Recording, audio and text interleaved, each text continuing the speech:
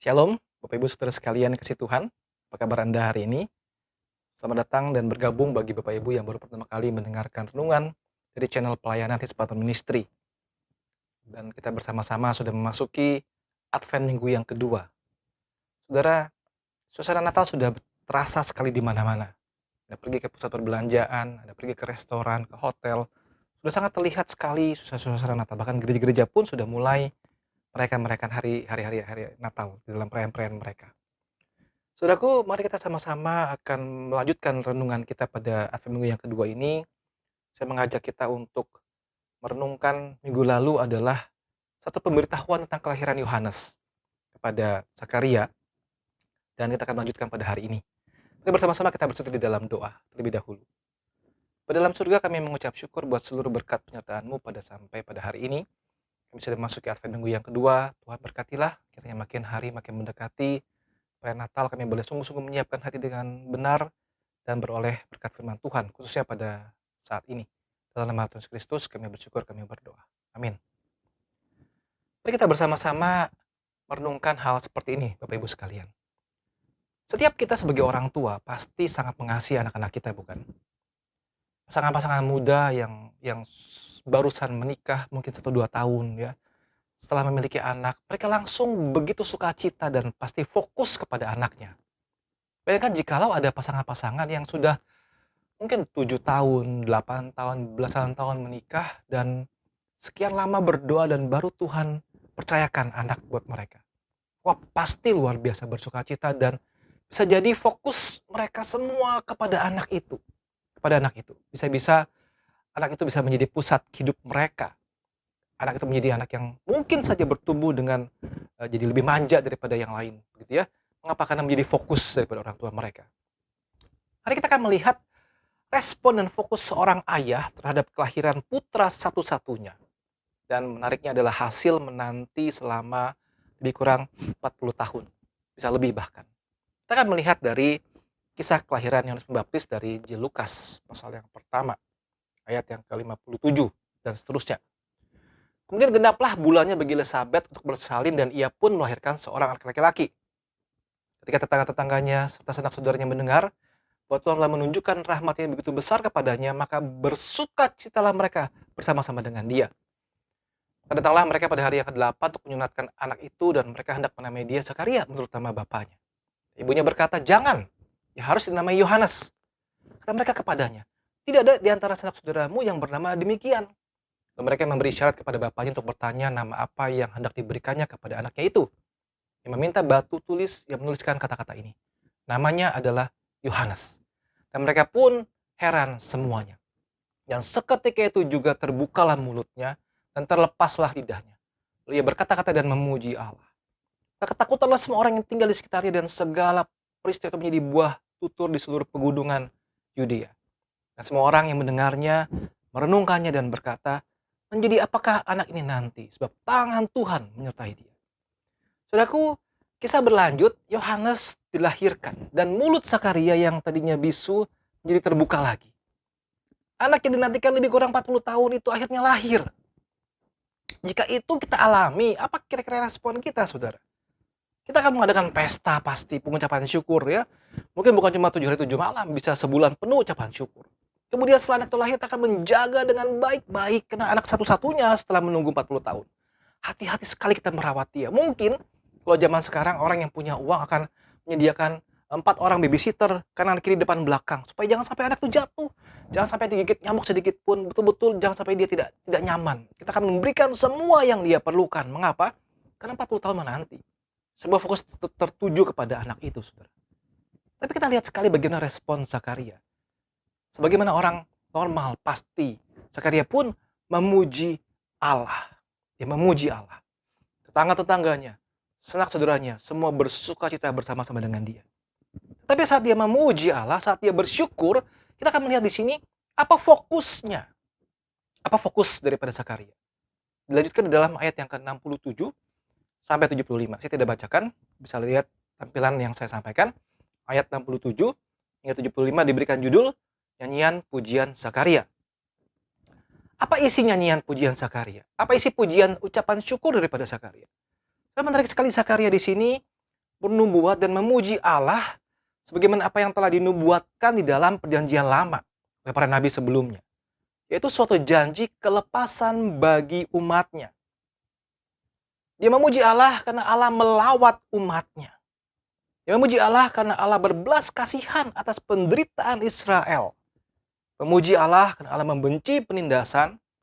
Memuji Allah karena Allah menggenapi janji Allah, sumpah Allah kepada Abraham. Galatia 3 mencatat ayat yang ke-16. Adapun kepada Abraham, diucapkan segala janji itu dan kepada keturunannya.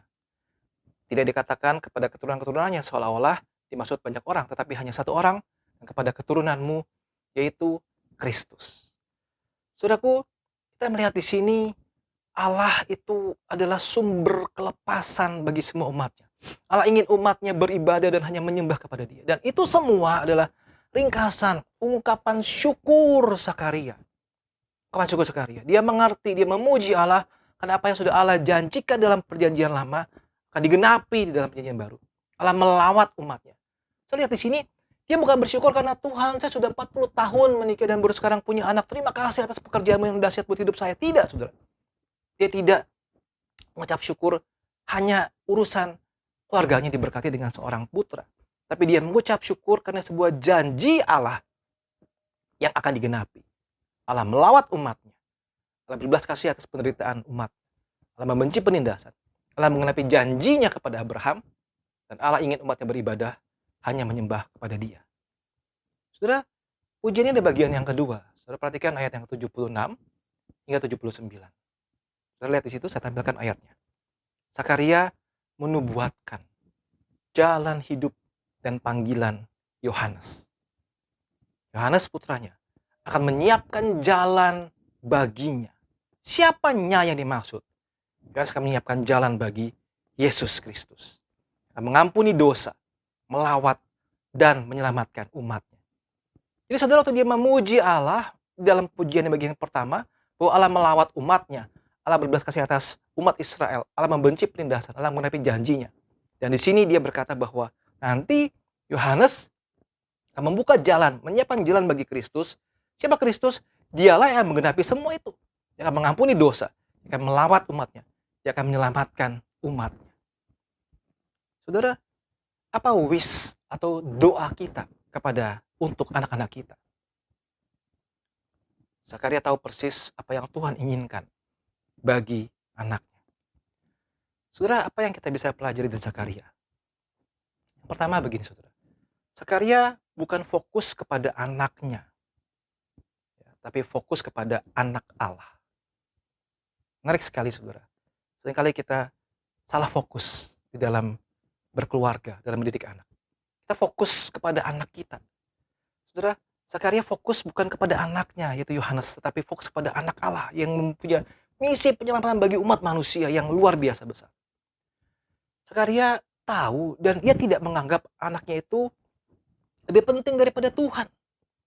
Anak adalah kepercayaan Tuhan berikan, tapi dia tahu bahwa anak itu tidak lebih penting daripada Tuhan. Dan Zakaria merindukan Tuhan, merindukan keselamatan yang lebih besar, lebih penting dan lebih agung dibandingkan dengan kelahiran putranya. Dia tahu fokus yang sesungguhnya dari kelahiran Yohanes. Saudaraku, bagaimana dengan kita di masa Advent ini?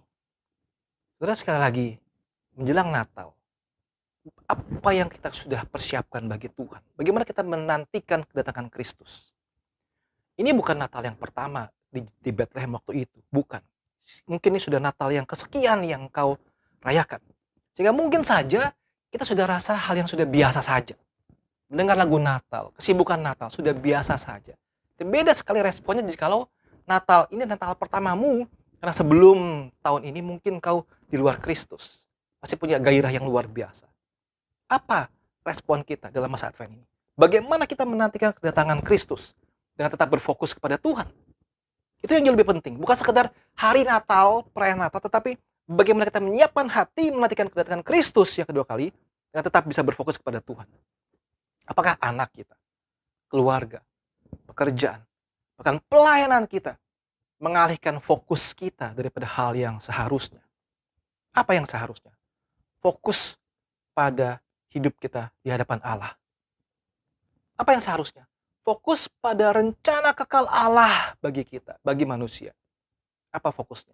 Fokus pada panggilan hidup kita. Apakah panggilan hidupmu, saudara? Saudara, saya berdoa untuk kita semua. Kiranya dalam masa-masa Advent ini kita makin merenungkan, apakah hidupku sudah berfokus kepada Allah? Apakah hidupku sudah berfokus pada rencanamu apa sih Tuhan? Saya cuma bagian kecil dari rencana kekal Allah. Dan dalam bagian kecil itulah saya mau menjalankan fokus kepada panggilan hidup saya. Sehingga sungguh-sungguh yang dibesarkan adalah nama Tuhan. Teringat lagu sekolah minggu ya, yang mengabarkan Yohanes. Dia harus makin bertambah, ku harus makin berkurang. Nama Yesus saja yang disembah, ku di tempat yang paling belakang. Itu fokus yang benar.